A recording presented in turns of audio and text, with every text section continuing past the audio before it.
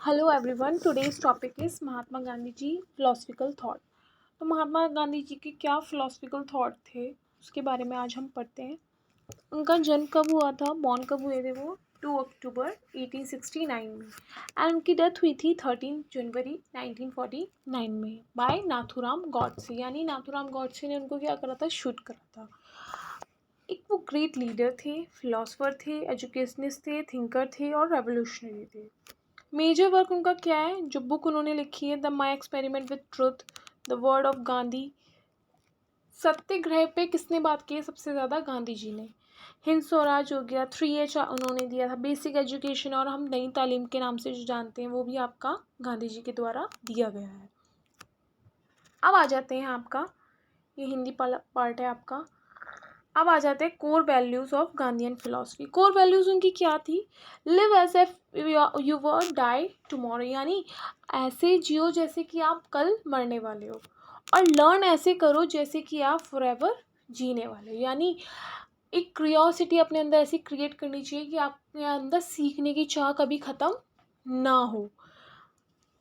अब आ जाते हैं नीचे वाले पे, bye education I mean all round drawing of a best in a child, a man in a body, mind and spirit। यानी एक बच्चे के हर पहलू को अच्छे से निकाल पाना, तो वो कौन करता है, वो एजुकेशन करती है, वो आपका ज्ञान करता है। ठीक है, शिक्षा एक ऐसा मतलब एक एसिड है या एक प्रोसेस है जो बच्चे के अंदर हर पहलुओं पे क्या करता है, विकास करता है।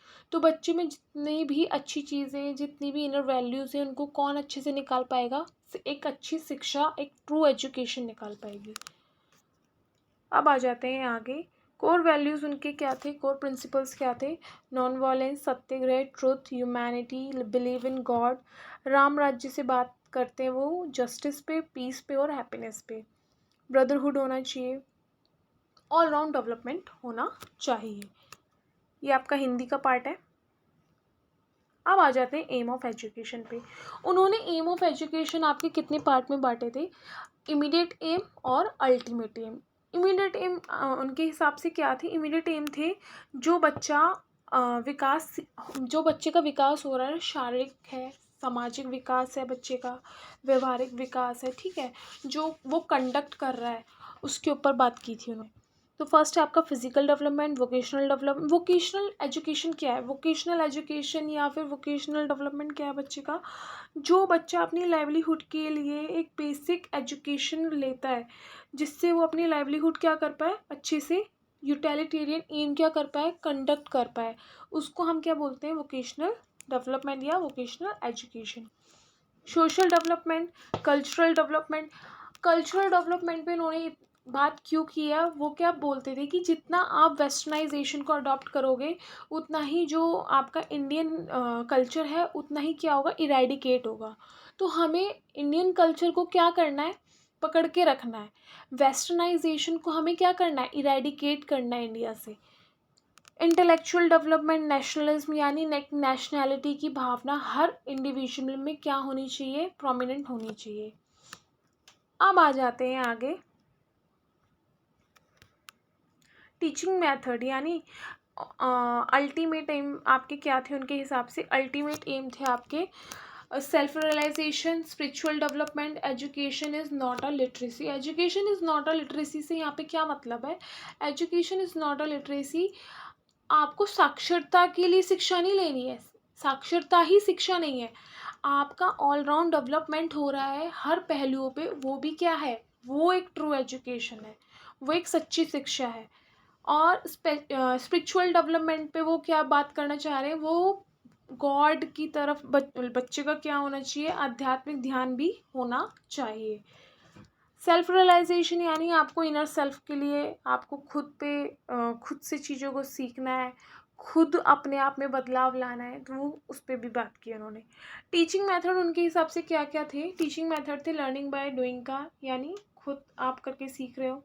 लेक्चर मेथड, वोकेशनल ट्रेनिंग, यानी आपको क्या है, वोकेशनल ट्रेनिंग दी जाती है कि आपको एग्रीकल्चर कैसे करना चाहिए, कौन सी टेक्निक्स यूज़ करनी चाहिए।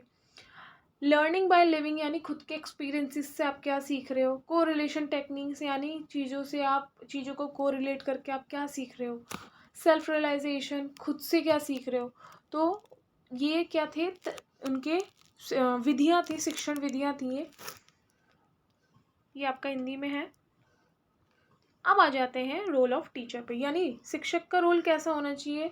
शिक्षक का रोल अगर आप शिक्षक बनने वाले हो आपको खुद पता होना चाहिए शिक्षक का रोल कैसा होना चाहिए, कैसा रोल होना चाहिए जो बच्चे को क्या दिखाए, सही डायरेक्शन दिखाए, तो मिस्टेक होना चाहिए, जो बच्चे को मोटिवेट करे, जो बच्चे को क्या करे, सेल्फ कंट्रोल सिखाए। Teacher should be a man of knowledge, उसके पास क्या होना चाहिए, ज्ञान होना चाहिए। टीचर शुड बी स्किल्ड, यानी वो खुद में इतना कुशल होना चाहिए कि वो उसे पता होना चाहिए कौन सी टेक्निक वर्क करेगी, कौन सी। एंथुजियास्टिक होना चाहिए। पैट्रियोटिक मतलब वो देशभक्ति यानी नेशनैलिटी की भावना उसके अंदर क्या होनी चाहिए, कूट कूट के होनी चाहिए। Teacher should be possess strong character, यानी उसका कैरेक्टर चरित्र कैसा होना चाहिए, बहुत मजबूत चरित्र होना चाहिए, ठीक है। अब teacher should be a friend, philosopher और guide. Teacher led a pure and simple life. Teacher should be a man of ideal, यानी उसके अंदर वैल्यूज होनी चाहिए। The teacher is a guide, mentor और अ गुरु, जो कि मैंने आपको बता दिया है। Teacher should be a symbol of values, यानी ऑल एस्पेक्ट में, ऐसा नहीं है कि सिर्फ आध्यात्मिक विकास में ही बच्चे का विकास करे, हर पहलू पे क्या करे, बच्चे के अंदर वैल्यू क्रिएट करे। ये आपका हिंदी में है। अब आ जाते हैं करिकुलम यानी पाठ्यक्रम पे क्या बात की उन्होंने मदर टंग को सबसे ज़्यादा इम्पोर्टेंस इसलिए दी है।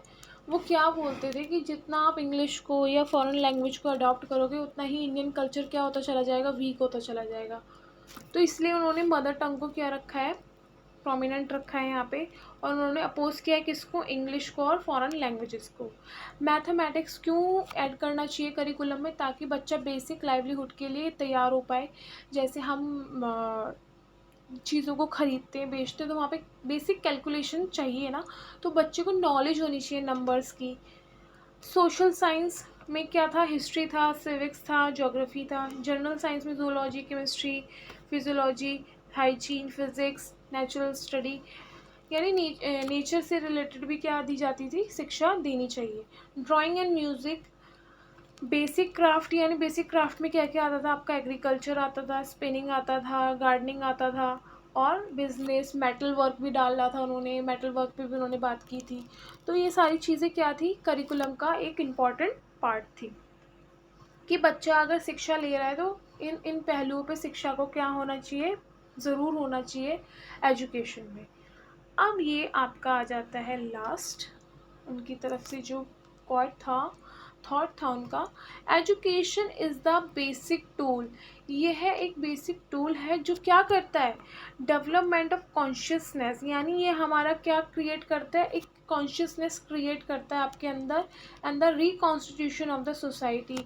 एक ऐसा विकास करता है जो ह्यूमैनिटी को, जो नेशनैलिटी को क्या करता है, प्रोमिनेंट करता है। शिक्षा ही ऐसा कह सकते हैं वेपन है जो एक रिकॉन्स्टिट्यूट करता है सोसाइटी को, ठीक है। एक कॉन्शियसनेस डेवलप करता है इंडिविजुअल में, हर पहलू पे इंडिविजुअल में क्या करता है, डेवलपमेंट क्रिएट करता है। तो एजुकेशन, एक ट्रू एजुकेशन तभी है जब वो हर बच्चे के हर पहलू पे बात करे। And this is it, and hope you like it, and if you like it then subscribe my channel. Thanks for watching my video.